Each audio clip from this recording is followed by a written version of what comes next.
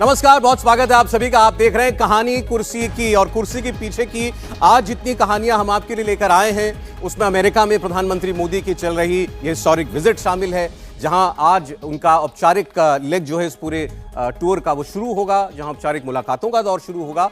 और रात में जब वहां दिन हो रहा था और हम और आप सो रहे थे, उस वक्त भी प्रधानमंत्री एक विशेष आयोजन में शामिल थे, जो पर्सनल डिनर इनविटेशन उनको था राष्ट्रपति बाइडेन और उनकी पत्नी की तरफ से। और उसके अलावा आपको बता दें कि 23 तारीख यानी कि कल पटना में जो विपक्षी दलों के तमाम सितारे जुटने वाले हैं, उसकी शुरुआत आज से हो चुकी है। महबूबा मुफ्ती पहुंच चुकी हैं, अरविंद केजरीवाल थोड़ी देर में पहुंचने वाले हैं, और उनके अलावा ममता बनर्जी भी आने वाली हैं। तो शुरुआत में आपको बता दें कि आज कहानी कुर्सी की में किन टॉपिक्स पर, किन खास मुद्दों पर आज हम चर्चा करने जा रहे हैं आपके साथ। 4 बड़े मुद्दे आज के: पावर, डिप्लोमेसी और पर्सनल केमिस्ट्री। पर्सनल केमिस्ट्री की तस्वीरें हम आपको दिखाएंगे। जब व्हाइट हाउस पहुंचे प्रधानमंत्री मोदी, उनका स्वागत किया जो बाइडेन और जिल बाइडेन ने। उनके लिए एक पर्सनल डिनर का आयोजन किया गया था, और जो तोहफे प्रधानमंत्री लेकर के गए हैं अमेरिकी राष्ट्रपति और उनकी धर्मपत्नी के लिए, वो क्या क्या हैं वो भी आपको बताएंगे। और डिप्लोमेसी की मेज पर आज कौन से बड़े सौदे होने वाले हैं भारत और अमेरिका के बीच, और कहा जा रहा है कि वो तकनीक, वो टेक्नोलॉजी जिसकी भारत को दरकार थी और जो अब तक अमेरिका शेयर नहीं कर रहा था, वो भारत को मिलेगी।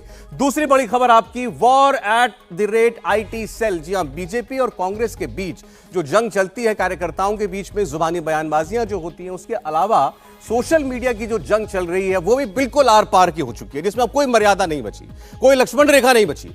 तमाम लक्ष्मण रेखाओं को पार करके शब्दों का चयन हो रहा है, प्रहार हो रहे हैं, तस्वीरें लगाई जा रही हैं, वीडियो और एनिमेशन भी बनाए जा रहे हैं। तो ये आईटी सेल दोनों पार्टियों का कैसे काम करता है और इसमें फिलहाल कौन बाजी मारता दिख रहा है, इस पर हम बात करेंगे। जैसा हमने आपको बताया, तीसरी बड़ी खबर है, पटना में जो तमाम विपक्षी दलों के नेता पहुंचने जा रहे हैं। एक इंटरेस्टिंग पोस्टर भी आज पटना की सड़कों पर लगा हुआ दिखाई दिया। अरविंद केजरीवाल को भावी प्रधानमंत्री बना दिया गया। तो क्या अरविंद केजरीवाल के जरिए ही मुमकिन है कि इस एकता में कहीं कोई दरार कल दिखाई दे? बात करेंगे इस पर भी। और महाराष्ट्र में बड़ी इंटरेस्टिंग पॉलिटिक्स इस वक्त देखने को मिल रही है। शरद पवार के भतीजे अजीत पवार बार बार अपने बयानों को लेकर सुर्खियों में रहते हैं, और अब उन्होंने बयान यह दिया है कि मुझे विधानसभा में नहीं रहना, मुझे पार्टी में काम दीजिए, मैं पार्टी में रहना चाहता हूं। तो अब उनको क्या नजर आने लगा है कि अब उनकी पार्टी को उनकी जरूरत जो है वो उस हद तक नहीं रह गई है। लेकिन सबसे पहले हम बात करने जा रहे हैं प्रधानमंत्री नरेंद्र मोदी के अमेरिकी दौरे की, ऐतिहासिक दौरा, और आज जो उसमें बड़ी डील होने वाली है। सबसे बड़ी डील मानी जा रही है MQ-9B ड्रोन की। ये वो ड्रोन है, अटैक ड्रोन है, जो दुश्मन की टोह भी लेता है और जरूरत पड़ने पर हमला भी करता है। 31 ऐसे ड्रोन्स भारत खरीदने जा रहा है, जिसकी कीमत है $3 बिलियन, भारतीय रुपयों में 25,000 करोड़ रुपया इसकी कीमत होगी। और आज जब दोनों देशों के बीच द्विपक्षीय बातें होंगी तो उसमें यह डील फाइनल होगी। इसके अलावा आपको बता दें इस ड्रोन की खासियतें क्या है। जैसा हमने आपको बताया, ये केवल टोही विमान नहीं है, बल्कि ये मिसाइलें दाग सकता है, बम गिरा सकता है, निगरानी के लिए बेजोड़ ड्रोन माना जाता है। 40,000 फीट की ऊंचाई पर उड़ान भरता है और एक बार में 40 घंटे तक हवा में रहने में सक्षम है। ऐमन अल जवाहिरी, अलकायदा का नंबर 1 इस वक्त, जो मारा गया था कुछ महीनों पहले अफगानिस्तान में, उसको मारने के लिए इसी ड्रोन का और इसी ड्रोन से फायर की गई मिसाइल का इस्तेमाल किया गया था। साथ ही आपको बता दें, ये जो इस ड्रोन 31 भारत जो ले रहा है, ये भारतीय नेवी के हिस्से में ऐसे 15 ड्रोन्स आएंगे, भारतीय एयरफोर्स को 8 ड्रोन्स दिए जाएंगे और भारतीय सेना के पास भी 8 ड्रोन्स होंगे। और इसकी काबिलियत आप समझ सकते हैं कि भारतीय सेना के तीनों अंग जो हैं उन्हें इसकी जरूरत है, और उसके हिसाब से ये 31 की संख्या इस पर जाकर के बात बनी है कि हमें 31 ड्रोन्स की जरूरत है। और ये ड्रोन भारत को मिलने के बाद माना जा रहा है कि भारत के हर फ्रंट पर हमारी निगरानी चौकसी बहुत बढ़ जाएगी। MQ-9B ड्रोन्स, और अब इसकी कुछ तस्वीरें भी आपको हम दिखा दें। ये वो ड्रोन है जिसकी डील हो रही है, बड़ा महंगा सौदा है, और इसी सौदे की वजह से आपको बता दें, कांग्रेस पार्टी भी ये कह रही है कि जो जबरदस्त वेलकम प्रधानमंत्री को वहां मिला है, कांग्रेस का दरअसल कहना है कि इतनी बड़ी डील है, आप 3 बिलियन के हथियार उनसे खरीदने जा रहे हैं, तो इसकी वजह से ही ये सारा का सारा जो वहां पर आपको जमघट दिखाई दे रहा है, प्रधानमंत्री की आवभगत हो रही है, उसके पीछे ये बड़ा सौदा ही है। बहरहाल ये विपक्ष की लाइन है, MQ-9B ड्रोन। और इसके अलावा हमें अपने तेजस एयरक्राफ्ट के लिए जनरल इलेक्ट्रिक से जेट इंजन्स मिलने की भी डील जो है वो आज हो सकती है। साथ ही साथ उसके टेक्नोलॉजी ट्रांसफर की भी, वो अपने आप में बड़ी बात है। तो ये 6 बड़ी चीजें जो हैं आपके सामने। प्रेडेटर ड्रोन भारत को मिलेंगे, आईएनएस विक्रांत के लिए 26 फाइटर जेट्स भारत को मिलेंगे, और इसके अलावा उनका और ऑर्डिनेंस। इसके अलावा भारत में GE 414 जेट इंजन का निर्माण तेजस के लिए और इसी टेक्नोलॉजी ट्रांसफर के साथ होगा, और M777 लाइट हॉविट्जर का अपग्रेड भी किया जाएगा इस सौदे के तहत। और ये अब आज की तस्वीरें, जब प्रधानमंत्री नरेंद्र मोदी व्हाइट हाउस पहुंचे, राष्ट्रपति जो बाइडेन, उनकी पत्नी जिल बाइडेन उनको रिसीव करने के लिए दरवाजे तक आए, और उसके बाद अंदर की तस्वीरें भी आपको मैं भी दिखाएंगे, जहां पर उनके लिए एक प्राइवेट डिनर का आयोजन था, और वहीं पर प्रधानमंत्री ने उनके लिए जो तोहफे थे वो उनको भेंट किए। अब आज से आप कह सकते हैं जो ऑफिशियल हिस्सा है इस पूरी यात्रा का वो शुरू होगा, और उनमें इन सारे सौदों की बात होगी जो भी जिनकी हमने आपसे भी चर्चा की। उससे पहले बायलैटरल टॉक्स और कांग्रेस, वहां यूएस कांग्रेस को प्रधानमंत्री का संबोधन, ये दोनों होने वाले हैं, और अंत में होगा स्टेट डिनर। तो आज का दिन आप कह सकते हैं इन 3 दिनों की यात्रा का सबसे महत्वपूर्ण दिन जो है वो आज रहने वाला है। ये तोहफा दिया गया वो हम आपको दिखा रहे हैं। प्रधानमंत्री नरेंद्र मोदी ने जिल बाइडेन को एक 7.5 कैरेट का ग्रीन डायमंड दिया है। ग्रीन डायमंड इसलिए कहा जा रहा है क्योंकि ये कोई खदान से निकला, कोई फॉसिल निर्मित हीरा नहीं है, ये लैब में बनाया गया हीरा है। तो नरेंद्र मोदी जब व्हाइट हाउस के अंदर गए तो जो तोहफे वो लेकर आए थे वो जरूर एक चर्चा का विषय बने। मेहमानों के साथ पास चलते हैं, उसके बाद इस चर्चा को आगे बढ़ाएंगे। हमारे साथ जुड़ रहे हैं विजय त्रिवेदी जी, जाने माने पत्रकार। विजय जी बहुत स्वागत है आपका। विनोद अग्निहोत्री जी हमारे साथ जुड़ रहे हैं। विनोद जी बहुत स्वागत आपका भी, और हर्षवर्धन त्रिपाठी जी, हर्ष जी आपका भी बहुत स्वागत है। आज पहले बात जरा उन सौदों की कर लें। हर्षवर्धन जी, भारत जो सौदे आज करने जा रहा है उसमें खास तौर पर चर्चा उस ड्रोन की है जिसके बारे में अभी हम बता रहे थे, और इसके अलावा तेजस के लिए हमारे स्वनिर्मित एयरक्राफ्ट फाइटर जेट के लिए हमें इंजन्स जो मिलेंगे, और माना जा रहा है कि ये अपने आप में एक मील का पत्थर है। अमेरिका की तरफ से टेक्नोलॉजी ट्रांसफर के साथ आपको वो जेट इंजन्स बनाने की तकनीक मिलेगी, और इसके अलावा जो ड्रोन मिलने जा रहे हैं, बताया जा रहा है चाहे चीन का फ्रंट हो चाहे पाकिस्तान का फ्रंट हो, दोनों ओर इस वक्त काफी खलबली है। नहीं, निश्चित तौर पर भारत जिस तरह की चुनौतियों से जूझ रहा है, जिसको हम बार बार पूर्व CDS जो रहे बिपिन रावत जी स्वर्गीय, उनके शब्दों में कहें तो 2.5 फ्रंट पर हम लड़ते रहते हैं, और ऐसे में भारत को जो कुछ चाहिए वो कहीं न कहीं से तो लेना पड़ेगा। एक तो है कि हम होम ग्रोन कितना, इंडिजिनस कितना तैयार कर पाते हैं। तो शायद पहली बार हुआ है कि कोई सरकार तय करती है कि हम 200-250 आइटम उनको हम तय करेंगे कि ये ऐसी लिस्ट में शामिल होंगे जिसको हम बाहर से नहीं लेंगे। तो एक फ्रंट वो हुआ जिस पर सरकार काम कर रही है। 10,000 करोड़ से ज्यादा का हमने एक्सपोर्ट किया है डिफेंस आइटम्स। लेकिन दूसरा भी एक पक्ष है, और वो पक्ष क्या है कि कई ऐसी चीजें हैं, चाहे लड़ाकू विमान हो, चाहे ड्रोन्स हो, चाहे टेक्नोलॉजी हो, चाहे आर्टिफिशियल इंटेलिजेंस की बात हो, चाहे साइबर सिक्योरिटी से जुड़े मसले हो, जहां हमें जो दुनिया की उन्नत तकनीक वाले देश हैं उनके साथ एक समझौता करना है। अब अमेरिका के साथ पिछले कुछ दिनों में एक डेडलॉक खड़ा हो गया था। वो डेडलॉक था रशिया यूक्रेन युद्ध के समय में। चूंकि हम रशिया के साथ खड़े हुए दिखे, क्योंकि हमारे हित हैं वहां, उनसे हम बहुत सी डिफेंस की डील्स करते हैं, हमने उनसे पेट्रोल लिया, वो ऑल वेदर फ्रेंड भी हैं। लेकिन अमेरिका भी हमारा ऑल वेदर फ्रेंड है आज के संदर्भ में, पहले नहीं था। अब सवाल यह है कि इसमें ये जो समझौता है ये क्यों महत्वपूर्ण हो जाता है। ये जो टेक्नोलॉजी है ये पूरी तरह से, जिसको हम कहें, जो इंडो पैसिफिक रीजन में भारत के महत्व को, विशेष करके चाइना के अगेंस्ट जो भारत का महत्व है उसको लेकर बहुत ज्यादा एक तरह से कहें कि देखने की बात है। दूसरा, जब हम कहते हैं कि अमेरिका के साथ भारत का यह सौदा हो रहा है, आपको याद होगा जब एयरबस और बोइंग से एक साथ साझेदारी हुई थी, सौदा किया गया था, जो दुनिया का सबसे बड़ा विमानों का बेड़ा एक साथ था, तो खुद प्रधानमंत्री उसमें शामिल हुए।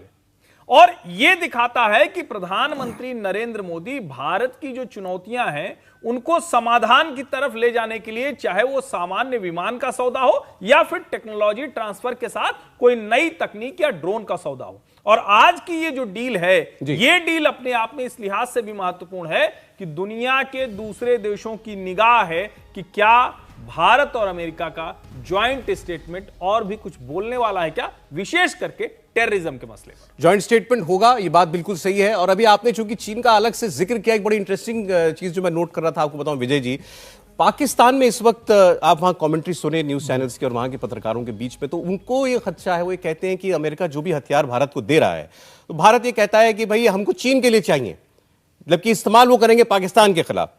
वैसी बात है जब वो अमेरिका से या किन्हीं और देशों से कुछ खरीदते हैं, रसद वगैरह उनके यहाँ आती है, तो वो भी इस शर्त पर आती है कि आप इसको भारत के साथ इस्तेमाल नहीं करेंगे, लेकिन करते यही है। तो वहां पर इस वक्त ये डर ज्यादा है।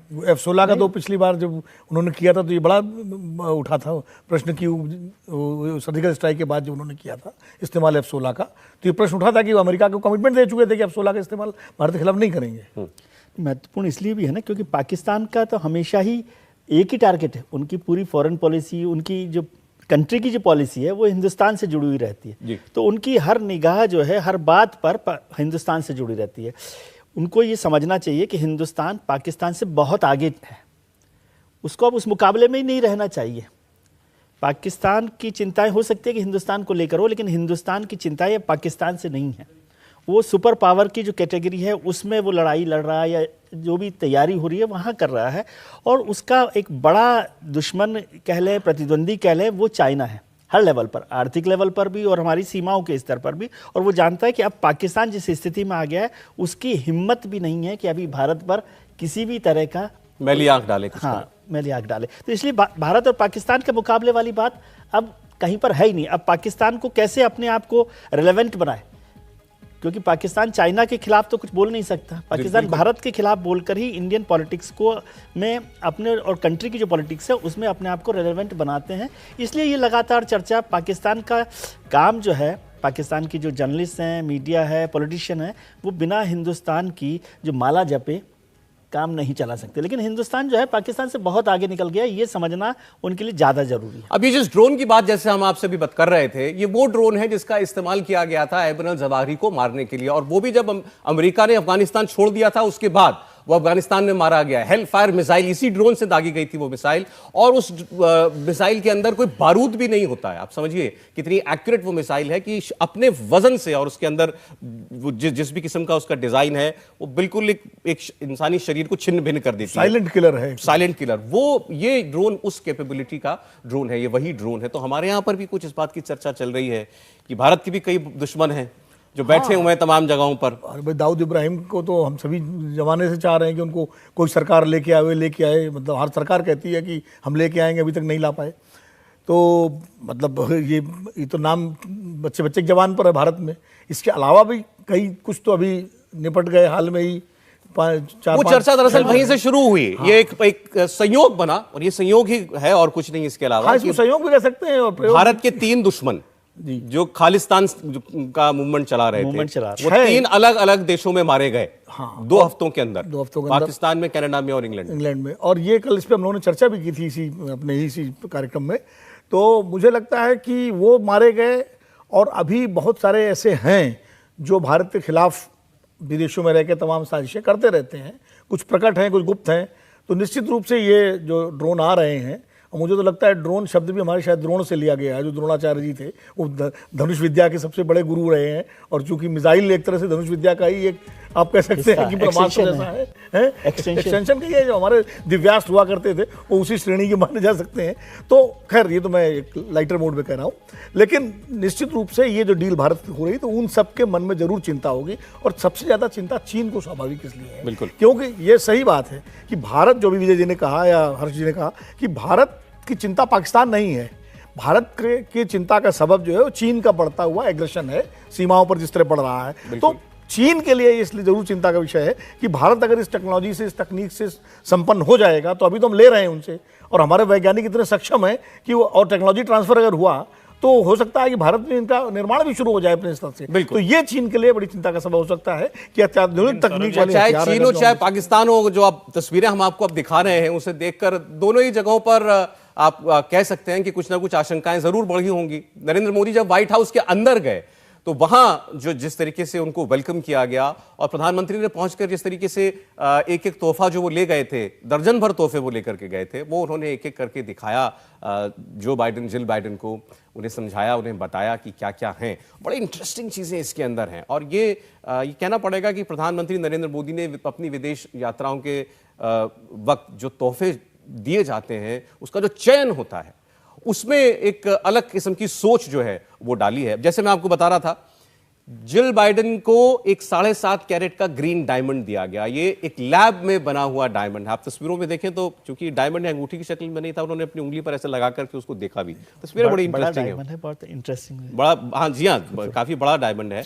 इस केस के अंदर वो रखा हुआ था।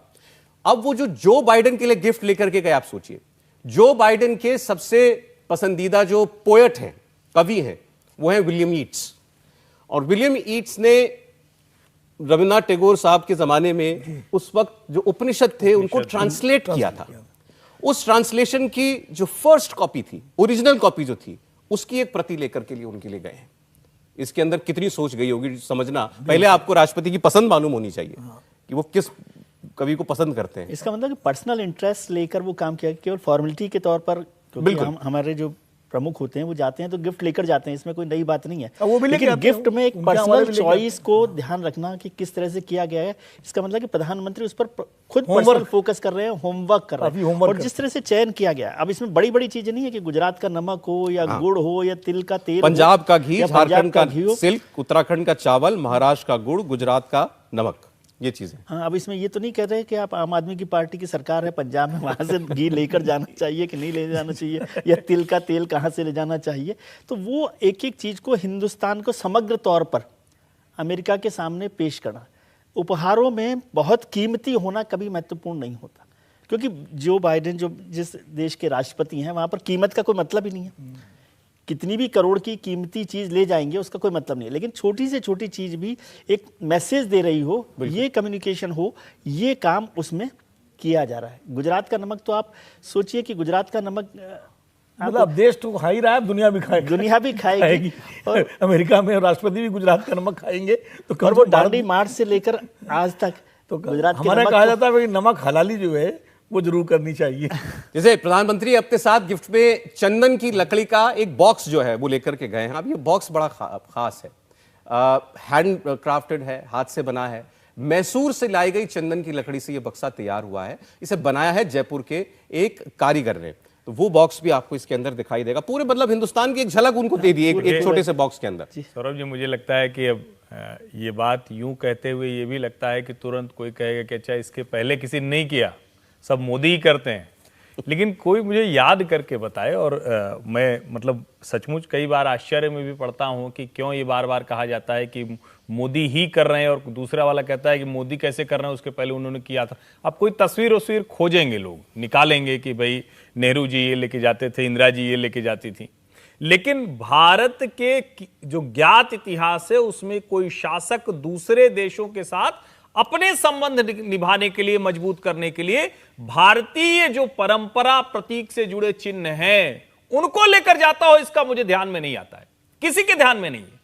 और पहले तो यहां तक कि जो जिसको हम कहते हैं ना कि मिलती थी वो राष्ट्राध्यक्षों को, लेकिन वो पर्सनल बिलोंगिंग हो जाती थी और उनके साथ ही राष्ट्रपति भवन या प्रधानमंत्री भवन से चली जाती थी जो निवास होता था। अब वो किसका हिस्सा है? राष्ट्रीय स्मारक और संग्रहालय का हिस्सा होता है। पूरा देश जानता है कि अब भारत के प्रधानमंत्री क्या लेकर जाते हैं और उनको दुनिया क्या देती है।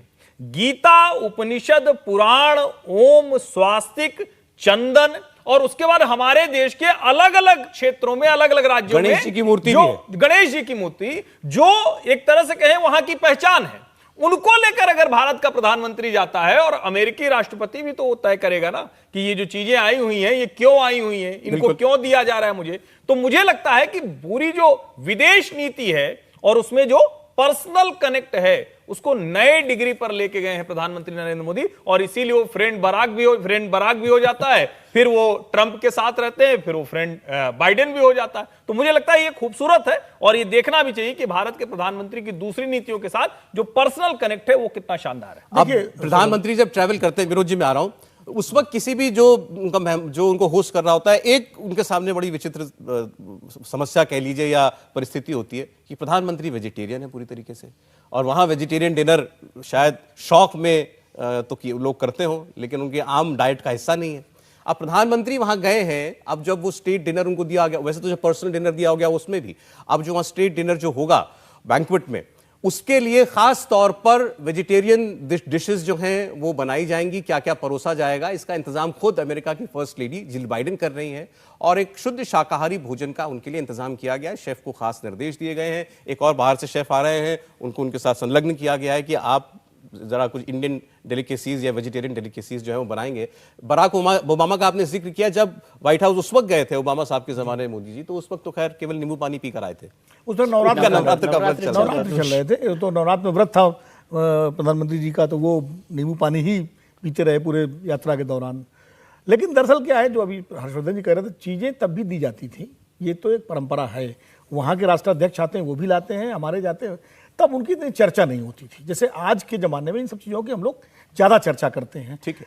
उस समय चर्चा ये होती थी, वहाँ ये डिस्कशन हुए, वहाँ जो हम लोग भी प्रधानमंत्रियों के साथ भी गए हैं, राष्ट्रपतियों के साथ भी गए हैं, तो ये सब चीज़ें होती थी, लेकिन वो बहुत साइड लाइन स्टोरीज, झलकियों में कहीं आ जाता था कभी कुछ, तो वो एक विषय जरूर रहा है। अब दूसरी बात ये जो आपने कहा ना कि जिस तरह से प्रधानमंत्री जी शाकाहारी, तो मुझे लगता है शायद इनसे पहले शुद्ध शाकाहारी मोरारजी देसाई थे। अटल जी भी पूरी तरह शाकाहारी नहीं थे, ये मालूम ही है हम सब लोगों को, या इंदिरा गांधी भी पूरी तरह वेजिटेरियन नहीं थी, मनमोहन सिंह भी शायद नहीं रहे होंगे, नरसिम्हा राव के बारे में मुझे ज़्यादा जानकारी नहीं है वेजिटेरियन थे कि नहीं थे, लेकिन मोरारजी का तो मुझे मालूम है। आमतौर पर इस बात का ध्यान रखा जाता है, लेकिन ध्यान रखा जाता है, स्टेट गेस्ट होता है कि उनकी न केवल शाकाहारी होना, उनकी पसंद की चीजों पर भी किया जाता है। मैं उस डिनर को भी देख रहा था कि उनके देश का वेजिटेरियन ही नहीं है, मेरे पास वो कार्ड देख रहा था, तो उसमें जो दिया गया पर्सनल, उसमें मिलेट फूड्स हैं, मैरिनेटेड तो पसंद ये मैं उसमें देख रहा हूँ कि किस तरह से, और सेफ्रन का यूज किया गया है, रोज का यूज किया गया है, स्ट्रॉबेरी का यूज किया गया है, तो वो खास तौर से ध्यान रखा जाता है। मिलेट्स का इस्तेमाल होना, इसका मतलब उन्होंने भी होमवर्क पूरा किया है, पूरा होमवर्क किया, ऐसा होता है ना, मिलिट ईयर चल रहा है, हमारी एम्बेसी है और वहाँ के जो फॉरेन डिपार्टमेंट के लोग हैं वो आपस में कोऑर्डिनेट करके सारी चीज़ तय करते हैं कि भाई प्रधानमंत्री जी को क्या पसंद है, उनके लिए जो है कौन सी चीज आनी चाहिए, तो इस सारी चीजें उसमें जो है। इस दौरे से जुड़ी और तमाम तस्वीरें आती रहेंगी, लगातार हम बात करते जाएंगे, और जैसा हमने कहा कि उनकी विजिट का आज का दिन बहुत महत्वपूर्ण है। इंडिया टीवी हर वक्त हर जगह डाउनलोड करने के लिए सर्च करें India TV news Google play store या ऐप स्टोर पर।